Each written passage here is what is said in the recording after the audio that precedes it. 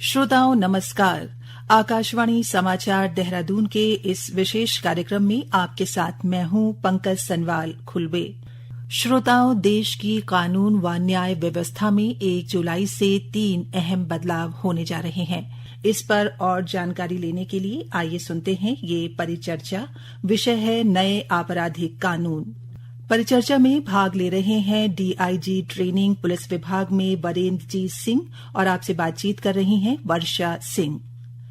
देश की कानून और न्याय व्यवस्था में 3 अहम बदलाव होने जा रहे हैं। 1 जुलाई से 3 नए कानून पुराने कानूनों की जगह लेंगे। भारतीय न्याय संहिता, भारतीय नागरिक सुरक्षा संहिता और भारतीय साक्ष्य अधिनियम, ये 3 नए कानून आ रहे हैं। इनका उद्देश्य क्या है और उत्तराखंड पुलिस इन कानून को लागू करने के लिए अपनी तरफ से किस तरह की तैयारियां कर रही है, इस सब पर बातचीत के लिए आज हमारे साथ हैं डीआईजी ट्रेनिंग पुलिस विभाग में वरेंद्रजीत सिंह। कार्यक्रम में आपका बहुत बहुत स्वागत है। धन्यवाद। तो ये जो 3 नए कानून हैं 1 जुलाई से लागू होने वाले हैं और इसको लेकर निश्चित तौर पर आप लोग भी बहुत तैयारी कर रहे होंगे। तो क्या है ये कानून, क्या इनका उद्देश्य है और क्यों इनकी जरूरत पड़ी, इसके बारे में बताएं। देखिए, जैसे हम लोग जानते हैं कि जो पुराने कानून थे वो 1857 की जब देश में पहली आज़ादी की क्रांति आई तो उसके बाद पास किए गए थे। जो अंग्रेजी हुकूमत थी उसको मजबूत करने के लिए, जो सिटीजन है, जो हमारा नागरिक है, उसको उलझाने के लिए टीडियस प्रोसेस इसमें डाले गए थे, जहां विशेषकर सारे अधिकार शासन के पास ही मौजूद थे। तो लगातार जो है इसमें, जबकि इंडिपेंडेंस के बाद काफ़ी अमेंडमेंट इसमें किए जाते रहे हैं, लेकिन व्यापक जो उसका असर था उसको जस्टिस देने की बजाय शासन को मजबूत करना इसका मोटिव था। इसी मोटिव के साथ ये बने थे। तो इसको जो चेंजेस लाए गए हैं वो सकारात्मक हैं। जो चैलेंजेस थे हमारे क्रिमिनल जस्टिस सिस्टम के सामने, तो उसको एड्रेस करने के लिए ये चेंजेस को लाया गया है। व्यापक चेंजेस सभी तीनों जो मेजर क्रिमिनल कानून है उसमें प्रपोज किए गए हैं और पास हो गए हैं। और 1 जुलाई से जो लागू हो रहे हैं उसके लिए उत्तराखंड पुलिस, हम लोग सभी की ट्रेनिंग की व्यवस्था की है और उससे पहले सभी हमारे कर्मचारी, हमारे अधिकारी इसमें ट्रेन किए जाएंगे। जी बिल्कुल। तो एक बहुत पुराना कानून था और अब उस समय तकनीक भी बदल गई है, एक तरह से सामाजिक व्यवस्था भी बदल गई है। तो अगर हम बात करें कि जैसे भारतीय नागरिक संहिता है, तो इसमें नागरिक सुरक्षा संहिता, तो इसमें किस तरह के प्रमुख बदलाव हैं जो लोगों के लिहाज से होने लगे कि जरूर उनको जानकारी होनी चाहिए?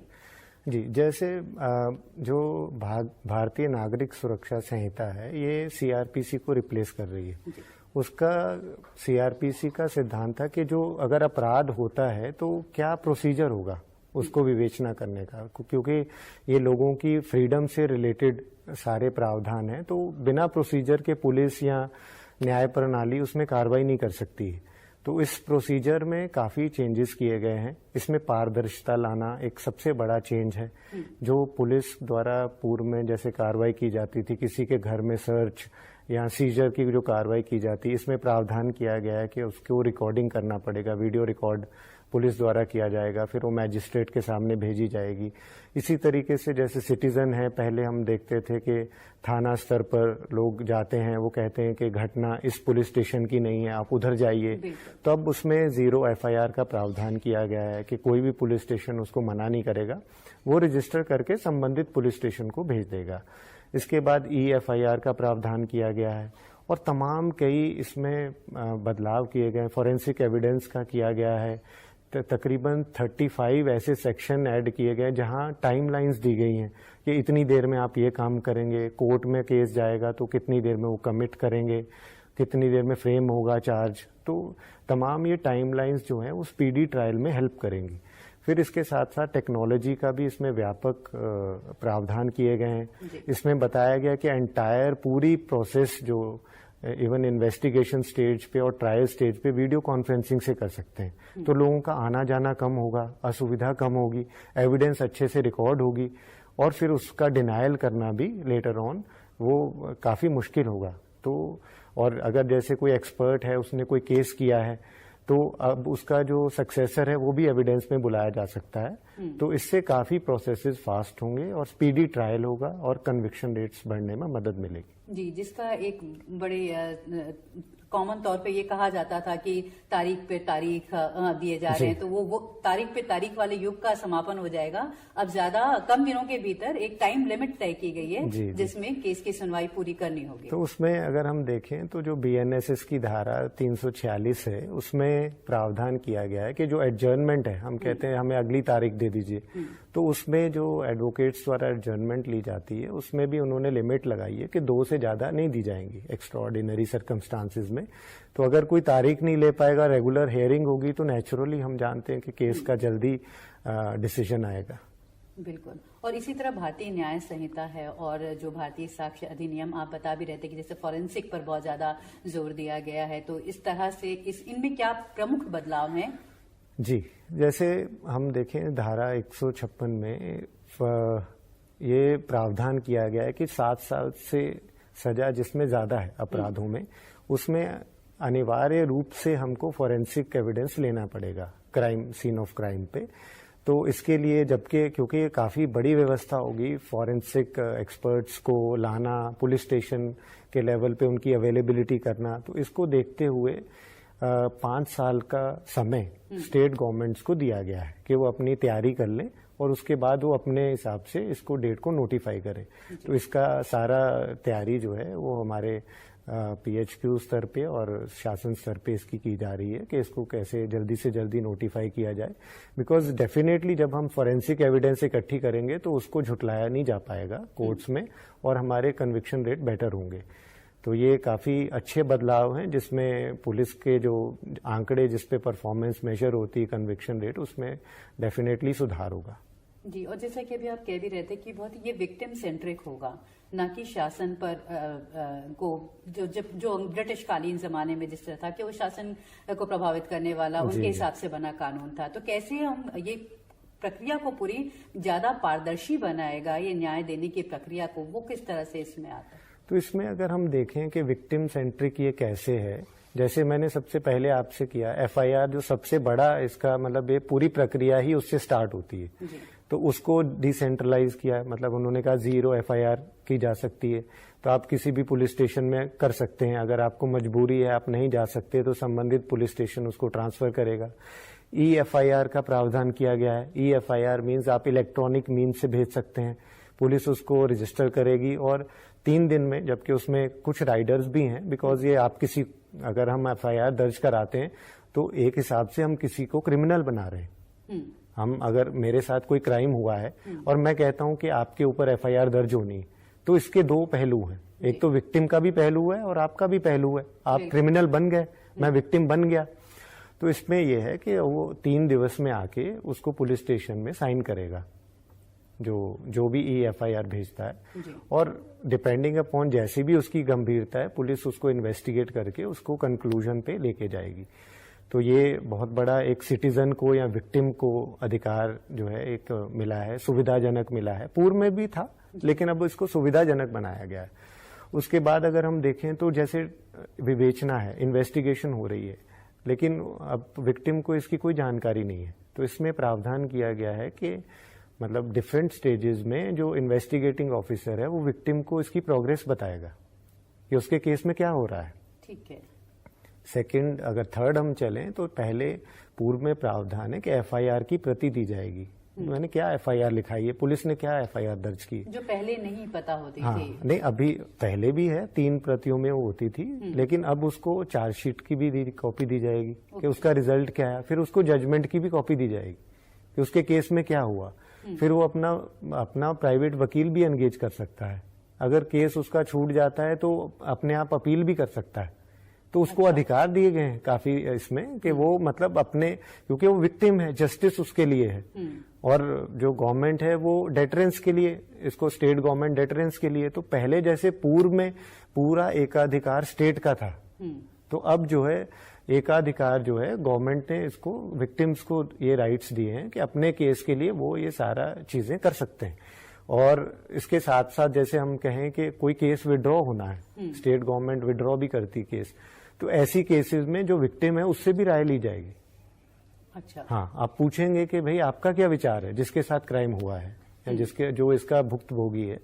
तो ये काफी मतलब प्रोग्रेसिव चेंजेस हैं। जब ये फील्ड में आएंगे तो काफी जो विक्टिम है, जब वो लोग हैं वो एम्पावर्ड फील करेंगे। विक्टिम की डेफिनेशन को भी बढ़ाया गया है, इसमें उसके लीगल जो हेयर्स हैं, जो उसके उत्तराधिकारी हैं, उनको जोड़ा गया ताकि अगर विक्टिम को कुछ हो जाता है तो उसके बाद उसकी कॉम्पनसेशन या उसको परस्यू करने के लिए वो लोग लीगली इसके अब अधिकार उनके पास दिया गया है। तो ऐसे काफी सारे प्रावधान इसमें इम्पोर्टेंट किए गए। तो मैं ये भी चाहूंगी कि जो टाइमलाइन की अभी हम बात कर रहे थे, वो टाइमलाइन अगर आप थोड़ा विस्तार से बता सकें, क्योंकि ये टाइमलाइन एक बड़ी समस्या रही है। क्योंकि कई बार होता है कि कई साल तक वो मामले पेंडिंग रह जाते हैं और एक व्यक्ति अगर न्यायिक प्रक्रिया के तहत अंदर रह जाता है, ऐसा कई बार आया है, कई सालों तक हुआ है। जी जी। तो टाइमलाइन क्या है इसकी? तो टाइमलाइंस देखिए ऐसा है, इन्वेस्टिगेशन की स्टेजेस होती हैं। जैसे क्राइम हो गया तो उसके बाद पुलिस सीन ऑफ क्राइम पे जाएगी। सीन ऑफ क्राइम में उन्होंने कहा है कि आप रिकॉर्डिंग करेंगे जो भी सीन ऑफ क्राइम है, वीडियोग्राफी, फोटोग्राफी। उसके बाद अगर आप सीजर कर रहे हैं तो वो करके आप 48 आवर्स में मैजिस्ट्रेट के पास पहुंच जाएंगे जो भी आपने कार्रवाई की। तो एक चेक हो गया कि आप बहुत डिले नहीं कर सकते हैं, इतनी देर में आपको वो चीज़ वहाँ पहुँचानी है, पूरा प्रोसेस खत्म करके। फिर पूर्व में भी जैसे टाइमलाइंस थी कि जो छोटे अपराध हैं उसमें 60 डेज में इन्वेस्टिगेशन कंप्लीट होता है। जो महिलाओं और बच्चों से संबंधित हैं उसमें भी टाइमलाइन 2 मंथ्स की दी गई है। तो वो मतलब टाइमलाइन स्ट्रिक्टली अडहेयर करनी पड़ेंगी। उसके बाद जो इवन जो custody remand, police custody remand है, पहले उसको पहले 15 दिवस में ही पूरा करना होता था। अब उसमें भी पुलिस को अधिकार दिया गया कि मान लिया उनको इन्वेस्टिगेशन के दौरान कोई ऐसे तथ्य आता है तो वो उसको दोबारा से 40 और 60 डेज का टाइम उसमें बढ़ाया गया है। वो पीरियड नहीं बढ़ाया गया है, मतलब पुलिस 15 दिन तक ही उसको रख सकती है। ठीक है। लेकिन जो 15 दिन है वो तोड़ के भी ले सकती है कि भाई मुझे आज कुछ नई डिस्कवरी हुई तो मैं आगे उसको यूज कर सकता हूं, क्योंकि उस एक्यूज के पास ही सारी इन्फॉर्मेशन है, उससे क्रॉस क्वेश्चनिंग भी जरूरी है। तो इस तरीके से ये इम्पोर्टेंट प्रावधान किए गए जिसकी वजह से पहले मतलब फर्दर इन्वेस्टिगेशन, री इन्वेस्टिगेशन, बिकॉज तथ्य पूरे नहीं होते हैं तब तक इन्वेस्टिगेशन चलती रहेगी। तो ये काफी सारी चीजें, जैसे विटनेस की स्टेटमेंट्स भी रिकॉर्ड कर सकते हैं। जो विक्टिम्स ऑफ जो रेप हैं उनकी हम लोगों को उनकी चॉइस की जगह पे उनके बयान ले सकते हैं, उनके गार्जियन के सामने ले सकते हैं। तो कैसे काफी एनेबलिंग प्रोसीजर्स किए गए हैं, तो उससे काफी फायदा होगा। फिर जब हम ट्रायल में जाते हैं, जैसे चार्जशीट हो गई, चार्जशीट होने के बाद जो फ्रेमिंग ऑफ चार्ज है, फिर तो ये सारा टाइम बाउंड किया गया है जिसकी वजह से कि वो कम समय में आप तो ये सारी बहुत सारे स्टेजेस हैं। देश की कानून और न्याय व्यवस्था में हुए इन अहम बदलावों पर एक रिपोर्ट। देश की कानून व्यवस्था में 1 जुलाई 2024 से 3 बड़े बदलाव होने जा रहे हैं। अब इंडियन पिनल कोड यानी आईपीसी की जगह भारतीय न्याय संहिता लेगी। क्रिमिनल प्रोसीजर कोड यानी सीआरपीसी की जगह भारतीय नागरिक सुरक्षा संहिता और एविडेंस एक्ट की जगह भारतीय साक्ष्य अधिनियम लागू हो जाएगा। संसद में इन बिल को पेश करते समय केंद्रीय गृह मंत्री अमित शाह ने कहा था कि यह औपनिवेशिक अतीत से एक विराम है, क्योंकि मौजूदा कानून ब्रिटिश काल में बनाए गए थे जिसमें दंड देने की सोच हावी थी, जबकि नए कानून पीड़ित को न्याय दिलाने पर केंद्रित हैं। तीनों कानून पूरी तरह नागरिकों पर केंद्रित हैं, जिसमें महिलाओं और बच्चों से जुड़े अपराधों को व्यापकता के साथ परिभाषित किया गया है। साथ ही न्याय से जुड़ी हर प्रणाली को जवाबदेह बनाया गया है। तीनों कानूनों को लेकर देहरादून में हुई एक मीडिया कार्यशाला में उत्तराखंड पुलिस के महानिदेशक अभिनव कुमार ने कहा कि संसद द्वारा पारित इन 3 नए कानूनों के माध्यम से पहली बार व्यापक बदलाव किए गए हैं, जो क्रिमिनल जस्टिस सिस्टम के मुख्य अंग पुलिस, अभियोजन, जेल प्रणाली और न्यायपालिका को प्रभावित करेंगे। उन्होंने बताया कि नए आपराधिक कानूनों में काफी बदलाव किए गए हैं, जैसे भारतीय न्याय संहिता में 190 छोटे बड़े बदलाव किए गए हैं। साथ ही भारतीय नागरिक सुरक्षा संहिता में 360 छोटे बड़े बदलाव किए गए हैं। भारतीय साक्ष्य अधिनियम में 45 बदलाव किए गए हैं। उत्तराखंड पुलिस अपने सभी अधिकारियों और पुलिस बल को इन कानूनों का प्रशिक्षण दे रही है। डीजीपी ने बताया कि राज्य स्तर पर कानूनों को लागू करने के लिए 6 समितियों का गठन किया गया है। इसके साथ ही नए कानून पीड़ितों और नागरिकों को ज्यादा अधिकार देते हैं और न्याय व्यवस्था में समय सीमा तय करते हैं। एफआईआर जांच और सुनवाई के लिए अनिवार्य समय सीमा तय की गई है। उदाहरण के लिए अब सुनवाई के 45 दिनों के भीतर फैसला देना होगा। शिकायत के 3 दिन के भीतर एफआईआर दर्ज करनी होगी, यानी तारीख पे तारीख वाले युग का अंत होगा। नए कानून तकनीकी तौर पर सशक्त हैं और नई तकनीक के माध्यम से न्याय देने के लिए प्रतिबद्ध हैं। ई-एफआईआर और वीडियो कॉन्फ्रेंसिंग के जरिए गवाही जैसे प्रावधान भी हैं। खोज और बरामदगी की रिकॉर्डिंग, सभी पूछताछ और सुनवाई ऑनलाइन मोड में करने जैसे प्रावधान किए गए हैं।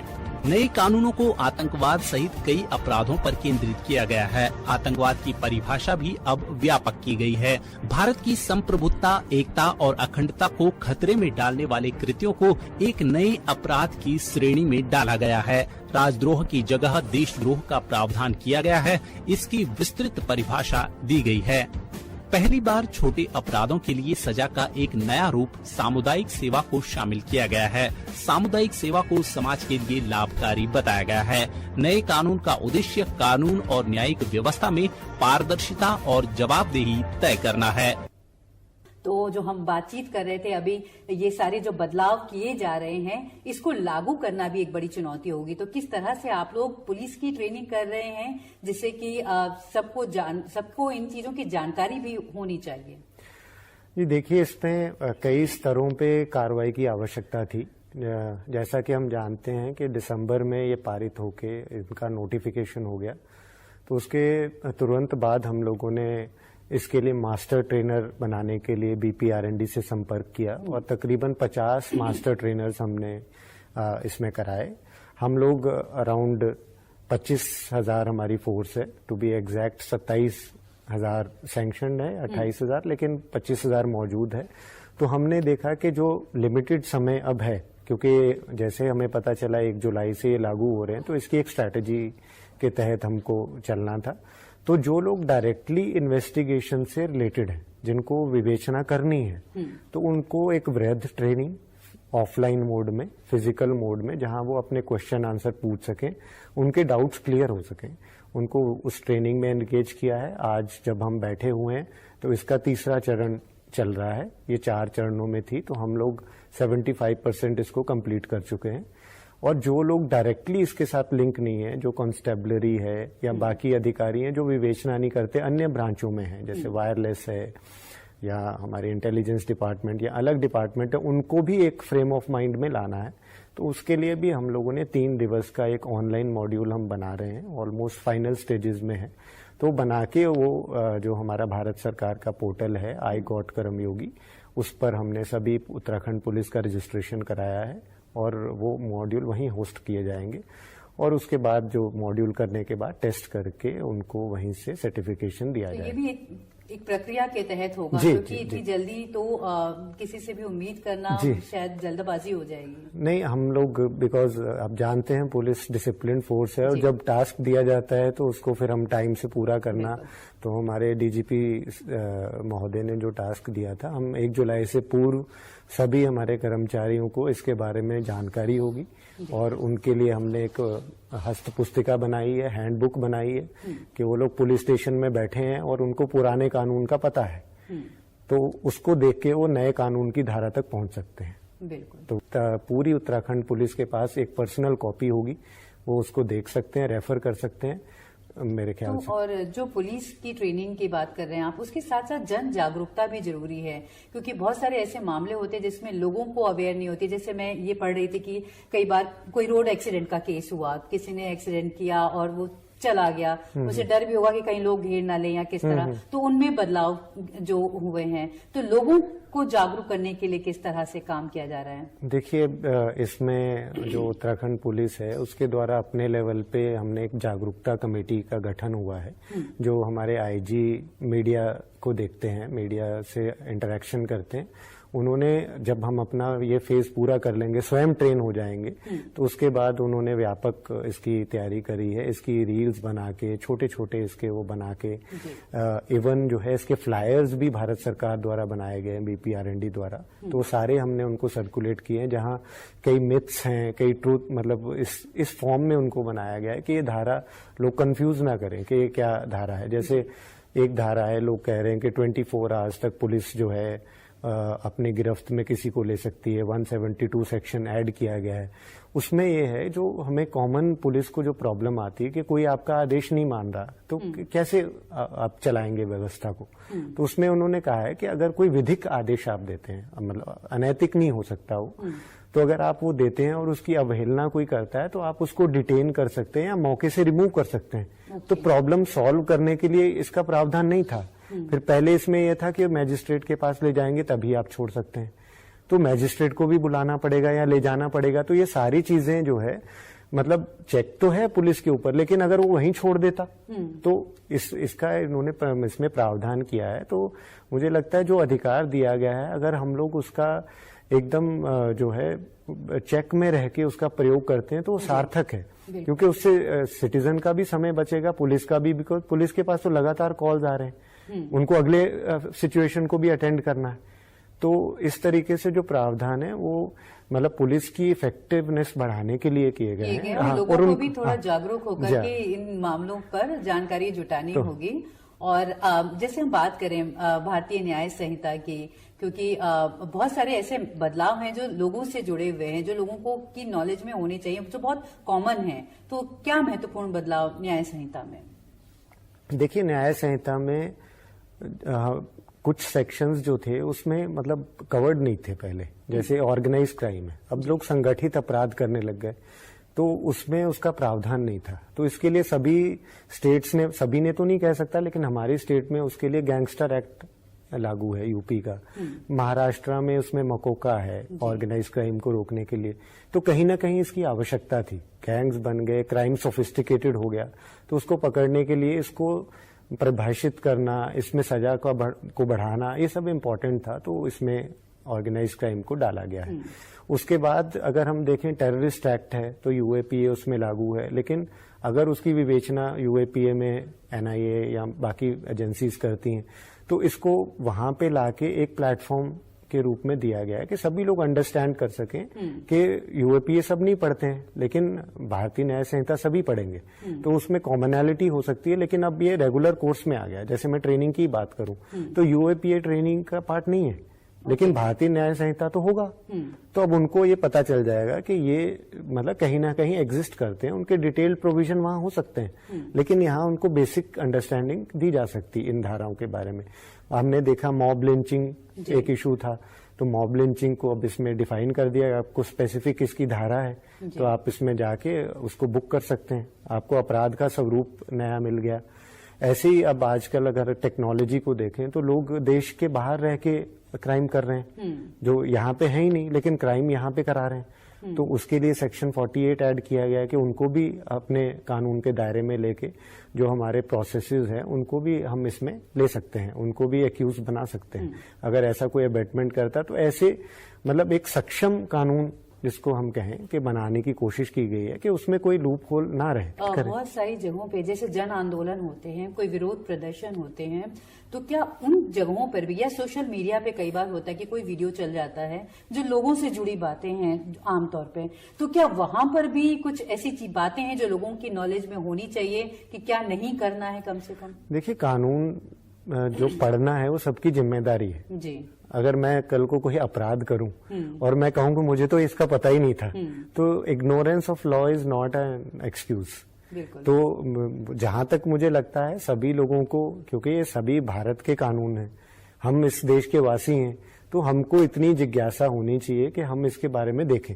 अगर आप इसी में किसी भी कॉमन प्लेटफॉर्म पे चले जाएं, चाहे यूट्यूब पे चले जाएं, गूगल में चले जाएं, तो व्यापक लोगों ने, चाहे वो अधिवक्ता वर्ग हो, जुडिशरी हो, पुलिस के अधिकारी, वो लगातार अपने अपने प्रयास से इसको बता रहे हैं। मतलब आप वहां जा सकते हैं।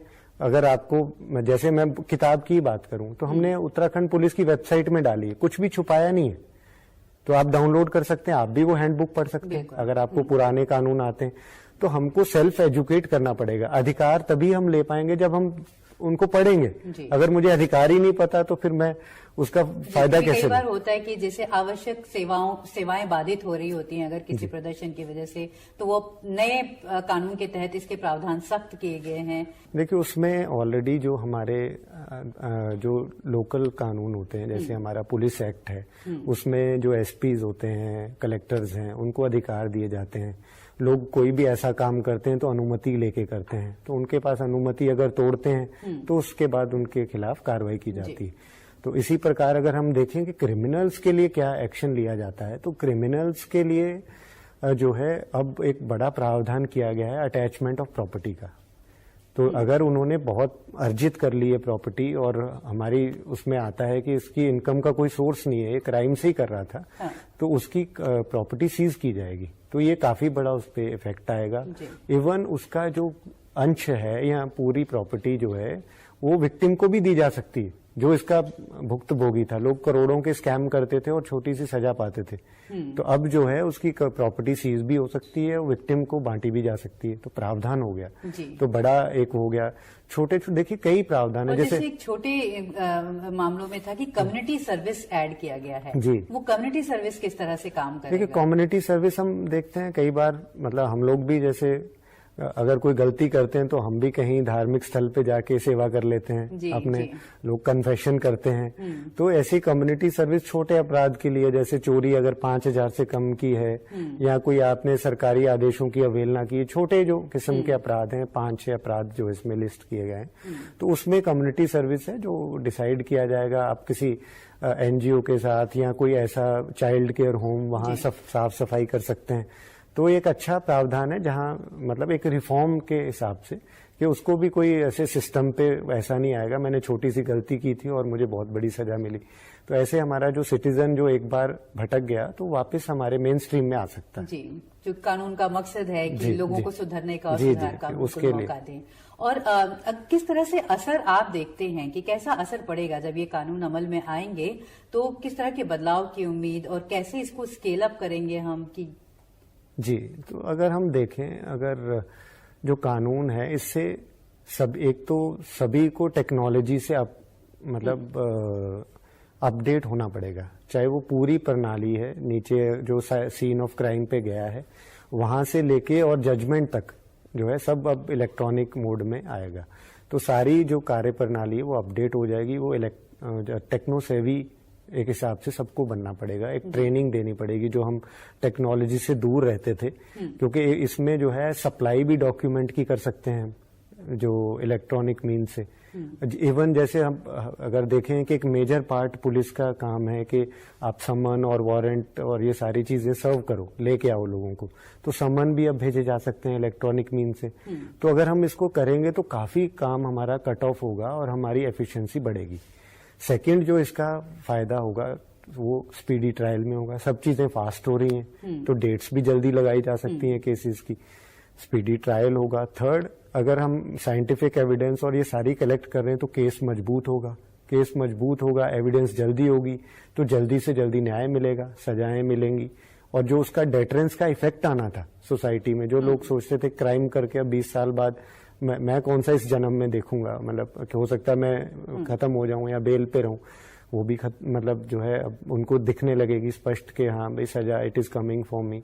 तो ये इससे डेटरेंस भी होगा और जो विक्टिम है उसको भी अपने जीवन काल में दिखेगा कि भाई हमने इसको सजा मिल गई, क्विक जस्टिस जो है वो भी हमको मिलेगी। ये कहूं कि चुनौतियां फिलहाल आपको क्या नजर आती हैं जब हमें इसे इम्प्लीमेंट करना है? तो आप लोगों के सामने, पुलिस डिपार्टमेंट के सामने ही सबसे पहले तो चुनौती होगी। देखिए, एक पुलिस डिपार्टमेंट अगर हम कहें तो ये काफी हम लोग जल्दी अपडेट हो जाते हैं। हमारी फोर्स जो है वो क्विक ऑर्डर्स मानने की उनको अडेप्टेबिलिटी उसमें होती है। हम कहते हैं तो वो कैसे भी करके कर लेते हैं। लेकिन जो टेक्नोलॉजी है, जो सभी का सारी एजेंसीज जो हैं, इसमें अगर हम बात करें क्रिमिनल जस्टिस सिस्टम है तो इसमें 4 एजेंसीज हैं। सबसे पहले अगर कहें स्टार्ट पुलिस से होता है, एफआईआर हम दर्ज करते हैं, इन्वेस्टिगेशन करते हैं, फिर प्रोसिक्यूशन के पास जाता है, फिर उसके बाद कोर्ट्स में ट्रायल होता है और फिर जेल में लोग जाते हैं, जो करेक्शनल एजेंसीज हैं, तो इन सबको इलेक्ट्रॉनिक प्लेटफॉर्म पे लाना, मतलब जिसके लिए आईसीजीएस सिस्टम, डिजिटल इंफ्रास्ट्रक्चर है, इसका रोल बहुत इम्पोर्टेंट है। इसको डेवलप करना और फिर ये डेवलप जब होता है इस पर लोगों को लाना, इसके प्रयोग शुरू कराना। तो लोगों के लिए आपका यही संदेश होगा कि आप डिजिटल इंफ्रास्ट्रक्चर के प्रति थोड़ा संवेदनशील हों। बिल्कुल, बिल्कुल। तो आप हमारे स्टूडियो में आए और हमारे साथ ये जानकारियां साझा की, इसके लिए आपका बहुत बहुत शुक्रिया। अभी आप सुन रहे थे नए आपराधिक कानून विषय पर परिचर्चा में भाग ले रहे थे डीआईजी ट्रेनिंग पुलिस विभाग में बरेनजीत सिंह और आपसे बातचीत कर रही थी वर्षा सिंह। इसी के साथ ही श्रोताओं, ये विशेष कार्यक्रम यहीं पर समाप्त होता है। नमस्कार।